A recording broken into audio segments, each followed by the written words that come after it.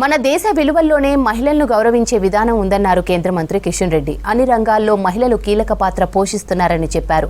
రాజకీయాల్లోనూ మరింత ముందుకు రావాలన్నారు. చట్టసభల్లో మహిళలకు 33% రిజర్వేషన్లు కల్పించిన ఘనత ప్రధాని మోదీనేనని తెలిపారు. ముస్లిం మహిళల కోసం మోడీ ట్రిపుల్ తలాక్ రద్దు చేశారన్నారు. భారత ఆర్థికాభివృద్ధిలో మహిళ అమ్మ పాత్ర పోషించాలన్నదే మోదీ ఆలోచన అన్నారు MP Laxman. Barkatpura BJP city కార్యాలయంలో మహిళా దినోత్సవ వేడుకల్లో పాల్గొన్నారు నేతలు. తెలంగాణలో మహిళా శక్తితో బీజేపీ అధికారంలోకి రాబోతుందని చెప్పారు. ప్రధాని నరేంద్ర మోడీ గారి యొక్క సంకల్పం వికసిత భారత్, అభివృద్ధి చెందిన భారతదేశంగా తీర్చిదిద్దాలనేది సంకల్పం. ప్రపంచంలోనే ఒక గొప్ప దేశంగా, అభివృద్ధి చెందిన దేశంగా తీర్చిదిద్దాలి. ప్రధానమంత్రి గారు స్వయంగా చెప్తూ ఉంటారు, వికసిత భారత్ సాధించాలంటే మహిళా సాధికారత ద్వారానే అది సిద్ధిస్తుందనేది సంపూర్ణమైనటువంటి వారి విశ్వాసం, నమ్మకం. 75 సంవత్సరాల స్వాతంత్ర దేశంలో ఒక ఆదివాసీ మహిళను రాష్ట్రపతిగా చేసినటువంటి ఆ ఖ్యాతి మన ప్రధానమంత్రి నరేంద్ర మోడీ గారికి చెప్పారు. ఇది మన దేశ చరిత్రలో రికార్డు.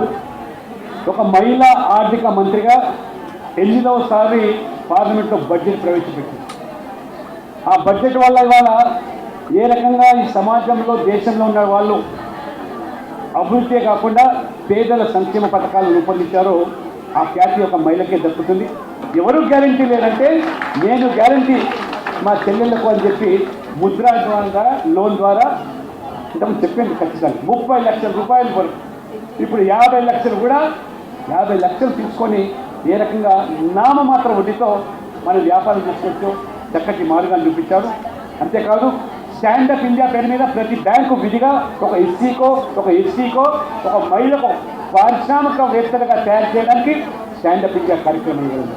ఇవాళ ఏ మెటర్నిటీ లీవ్ అయితే 12 వారాలకే పరిమితం చేసే గత ప్రభుత్వాలు ఇవాళ తల్లి కూడా, బిడ్డ కూడా క్షేమంగా ఉండాలి.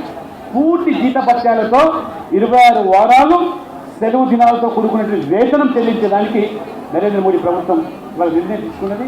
ఇవాళ మొన్న మనం బీజేపీ గెలిస్తే ఒక సామాన్య కార్యకర్త, ఒక కౌన్సిలర్ అనేటువంటి మహిళను ఈ దేశ రాజధానికి ముఖ్యమంత్రి చేయాలని చెప్పి వారు నిర్ణయించి రేఖా గుప్తాని ఇవాళ ఢిల్లీకి ముఖ్యమంత్రి చేశారంటే మీరు ఆలోచించారు.